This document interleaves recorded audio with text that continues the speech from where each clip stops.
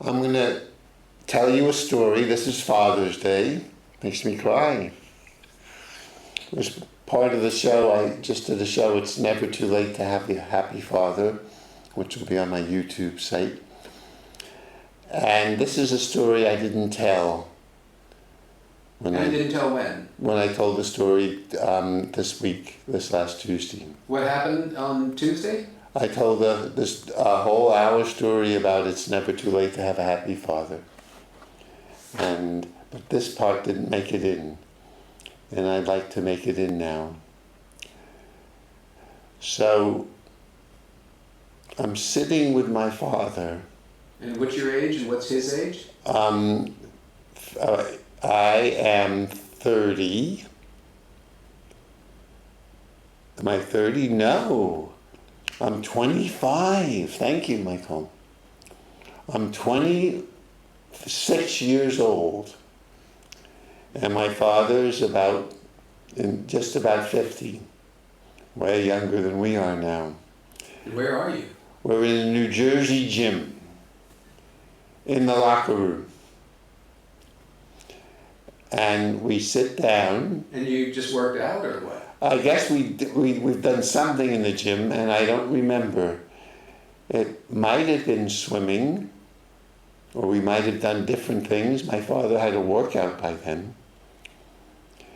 And maybe we both went swimming, because I'm sitting there, and I see we're naked. And so where are you? In the locker room? In the locker room. And I see my father's. It looks little. And so you're sitting on the one of the benches? Yes, we're sitting on the benches in the locker room. Facing each other? Yes, facing each other. They're wooden benches. And I see his penis. I think the first time ever. I don't think we ever showered together, or at least it's the first time I can remember. And are you chatting with each other? And we don't chat usually. I don't think we're saying anything. We're just getting dressed. And I sit there and want to stare a little bit and certainly not say anything. And I feel I'm being made into a man. That there's wires inside me that feel crossed. It's the best analogy I've really felt this as, I'm not making this up afterwards. I felt something inside is twisted. I was going out with a very young woman, 15 and a half, I'm 26. And I think her parents were suspicious. They were letting me go out with her. Lovely parents, Frida and Joe. And Frida would bump up against me. I think she wanted to find out if I was gay. And I was practicing, I'm not making this up, Michael Mack, walking straight so I didn't look like I was... Sashaying? Yes, I didn't want to be gay. It was considered it was considered worse than being a criminal. What year was this? This is 1965, I think.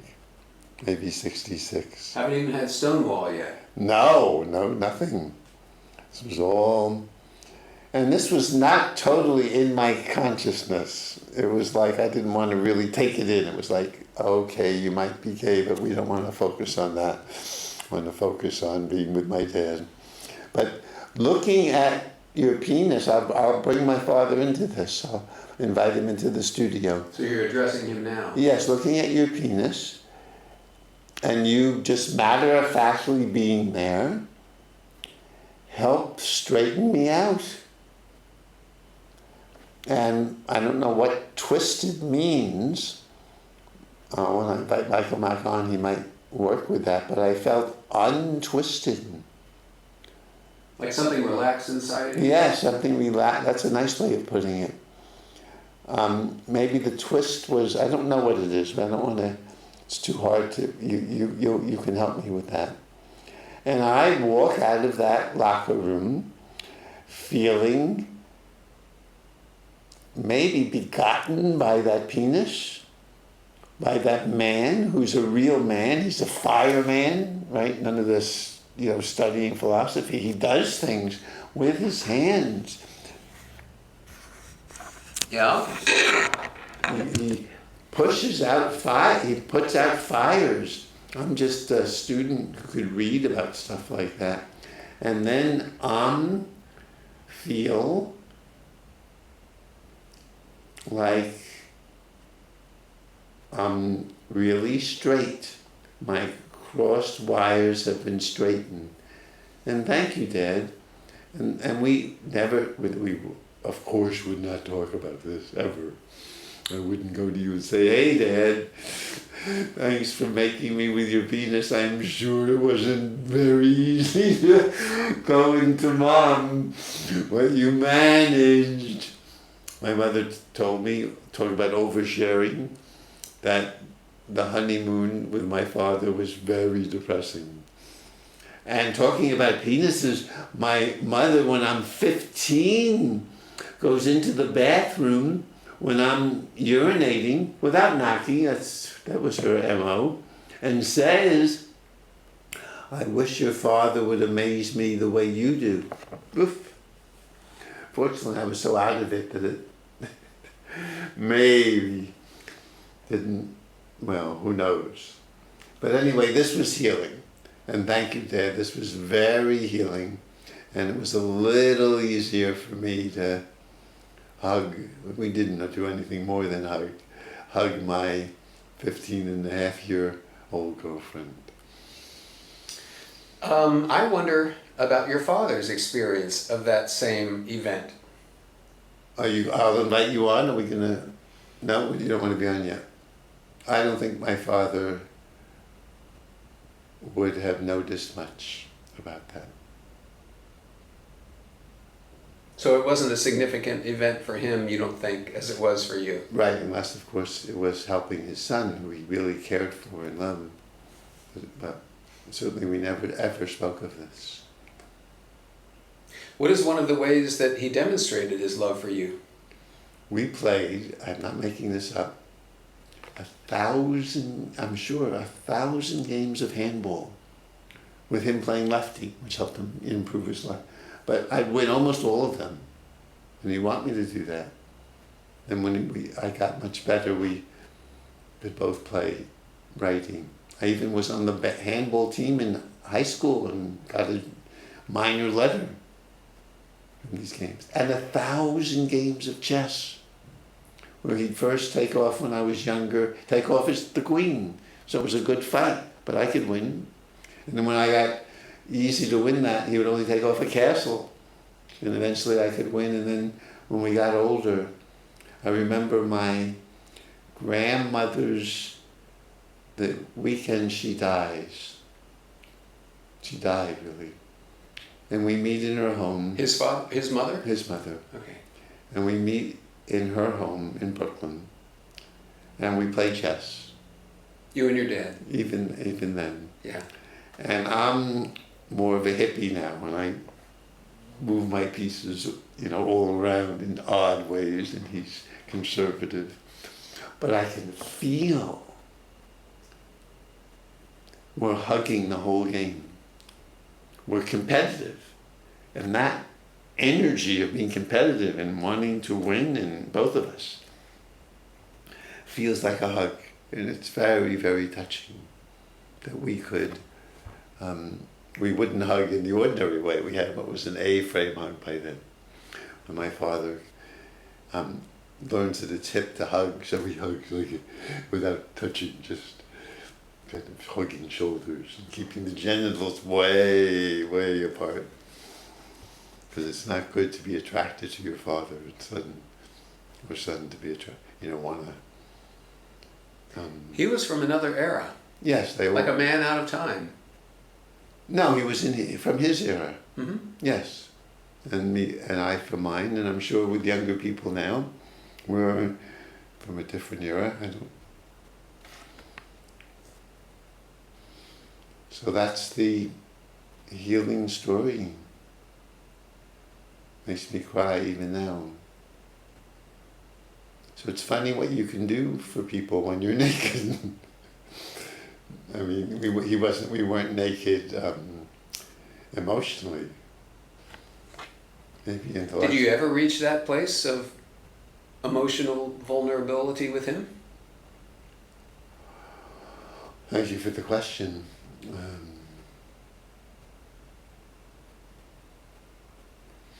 I mean, there were some things which you heard about which were emotionally vulnerable when I when I didn't want to be a lawyer. I come home and I say, Dad, I'm in college now, second semester, and I say, Dad, I don't want to be a lawyer anymore. I want to be a philosopher. And this is a man who, poor Jewish boy who made it in the world and made enough money, and now his son wants to be a philosopher. And he doesn't like it. You don't like it, Dad, but you never, never, never, never, never told me what to do. You always wanted me free. I am so grateful for that. I took that in. And so there was no argument. He would say he's sad, he's not happy with this choice, but there was no question. I was to do what I wanted to do, whether he liked it or not. And it even got harder. I come home from the University of Chicago. We have a happy outing. We go see Who's Afraid of Virginia Woolf in the theater. What year is this?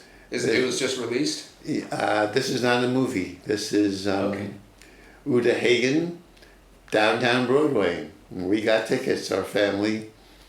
And when we see it, it feels like it's our family, big time. I'm the son who wasn't, all the sons, but I was the son who wasn't seen. Even with all the handball games and all the chess games, we couldn't talk freely. When I couldn't tell my dad, Dad, it's breaking me up that you and Mom are fighting so much. I don't want you to fight. I couldn't say stuff like that. I might be able to say, it's good that George and Martha in Who's Afraid of Virginia Woolf eventually discover a way to love one another. I could talk on that level, but I could not say, Dad, it's just breaking me up that you're fighting so much with Mom. So we're going home from Who's Afraid of Virginia Woolf, a happy family. This is back to New Jersey? Yes. And when we're walking home, Dad's eating bread. He's even holding Mom's hand, and Mom, in typical fashion, says, Charlie, she's always asked him to hold her hand. Charlie, you're holding my hand too tentatively. And a little pain there, a lot of pain there. And then I say, Dad, I'm going to become a Catholic. You said it on the way home from Who's Yeah. Afraid of Virginia Woolf? Yes, I said it on the way home. Your timing was impeccable. Yes, well, it was what was happening. Who knows? I might have wanted to, like my mother, ruin the happy feeling. And he does not like this. And, oh no, we're not living in Jersey yet, I'm sorry. We're still living in Queens. They are. And he goes into his room, this is over the Christmas vacation, and you stay in your room for 7 days. When you're in mourning? Yes, he was doing that, not consciously, but it was from just Christmas to New Year's. The day before Christmas, I think we see the play, and then New Year's, he stays in there till New Year's. I don't think he comes out, maybe to go to the bathroom. does not tell me not to do it. Has told me on the walk home, why do you have to do it? It's okay if you believe that. Why do you have to do it publicly? But I'm reading St. Augustine at the time, his Confessions. And Augustine needed to make the statement, not just inside, but outside to the world, that he was a believing Catholic and believed that Jesus, Jeshua, would help him be whole. And so I said, I'm sorry, Dad, I have to act out what I really believe. And he didn't say anything, but New Year's Eve, his fireman friends come over, Jewish, and they talk to me about it. And he comes out because he wants to greet his friends. And because his friends aren't horrified, they don't like it. All Jewish friends. Yes, one of them wants me to read Jews, God, and History, which I do by Max de Mont. But I was a University of Chicago student. I was so smart, I thought, even smarter than Max de Mont. I knew Jesus, Jeshua, could help save me. So I did read it, but I became a Catholic. He never held it against me. Never. Did you ever talk about it with him again? No, but during the Vietnam War, when he came to visit in Chicago, he went to the Rockefeller Chapel, on campus and sat with me during a service. He was opening up then. Everybody was opening up during the late 60s. So we sat in the church together, Episcopalian service. And he was cool with that.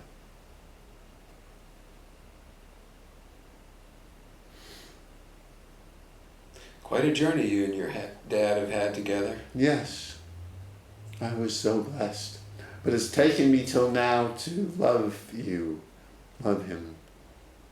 To really, as you know, Michael Mack, the kind of blow your mind beyond belief love that you have for God all the time. I have that for my father now. When I went away to the University of Chicago, I saw an axe in my mind daily. I think just about daily, beating me with the back of the axe, with the front of the axe. My father was a fireman. Daily I would feel attacked by this axe.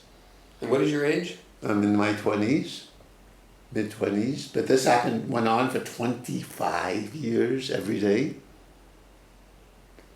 Could you help us understand exactly what you're talking about? Oh, I'm sorry. I would imagine in my mind that an axe was attacking me, hitting me all over my body, chopping off my neck, my head.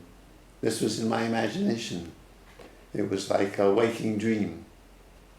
And my father's a fireman, and I remember when I was 6 years old or so, going to a fire where there's a brush fire, and I think they take the axes and chop down the trees. Not the trees, the brush, so that the fire won't have anything to burn. And I'm guessing, remember that axe. And when I go away from home, I bring that image of an axe with me.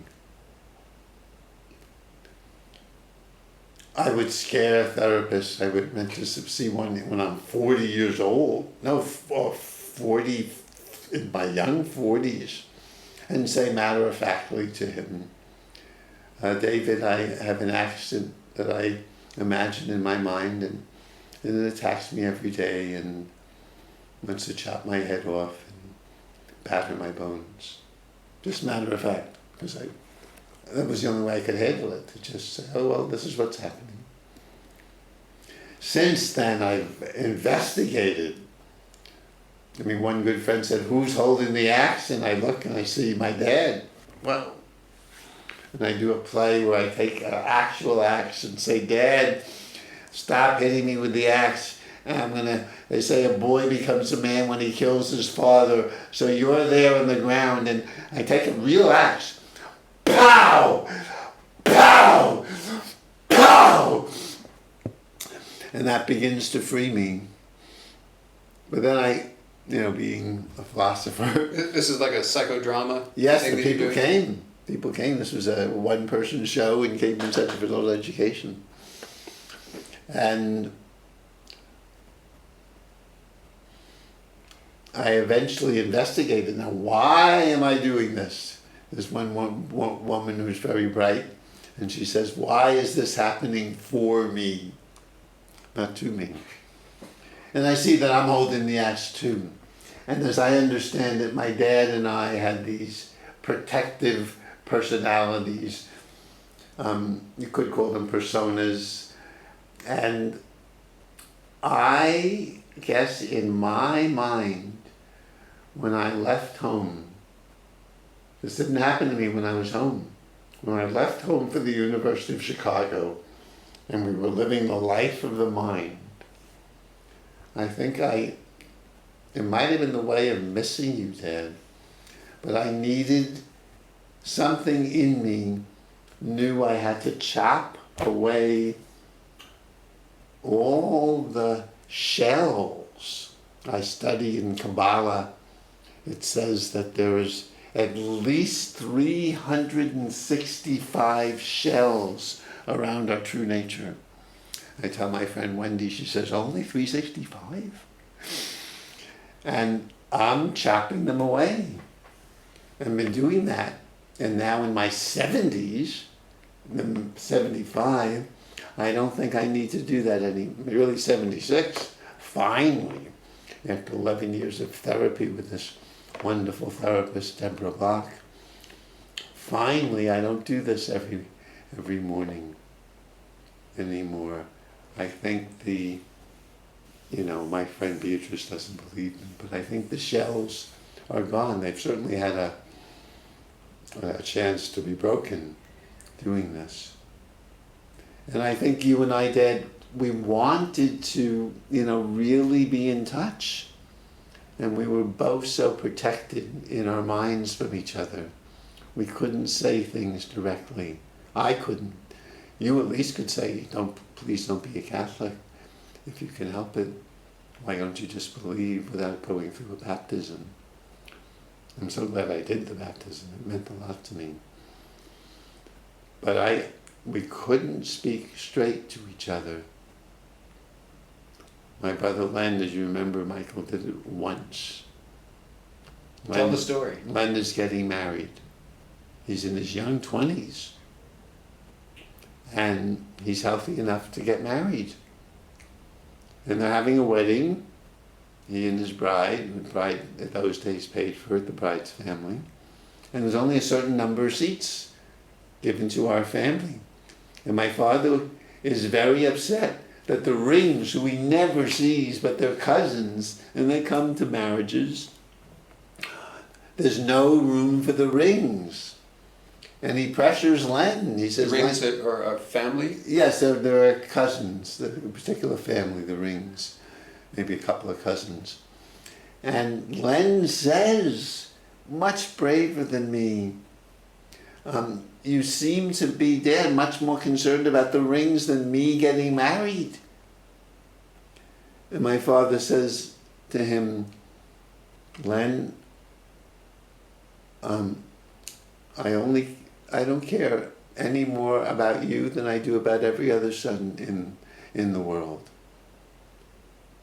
And Len has the courage to say, bullshit. And he really spoke directly to my father, and my father couldn't handle that when I mentioned it to him. Many years later, he denied it happened, actually. So I think me knocking these shells, and now Michael, my dear friend Michael Mack, can I say what you say about sharing? What about me? No, okay. But I share. I need in my better moments with friends. I'm not sure this is true, but I have at least begun to share what was behind the shells. And it feels really nice. I have a dear friend who is my beyond significant other, Michelle, scout or email addresses, 1,000 shells. No wonder we're together. And I have learned after 7 years, finally, to share with her what's going on. Finally. And that, I think, is help. I don't need the shells anymore. I have enough love in my heart, which I didn't, to love people. I don't have to pretend. Oh. Got a minute left. Anything you want to say to wrap it up? Oh, you've been so helpful. You want to wrap it up with more than... No, that's. I think it's Me for too. you to wrap this up for Father's Day. Okay, well, thank you, Dad. Thanks for all of it. Now I can say this. For the acts, for the handball games, for the chess, for doing it. You really cared for me. Even if you didn't want to be my father either. And you said when I wanted you to push some of the archaeological dirt in Jerusalem I was digging, Dad, you can push it too. And you said, I don't want to be your father anymore. And so I called you Charles from then on. And so you are now Charles Corn, who used to be my father. Thank you so much, Dan. Oh, thank you so much, Charles. Love you.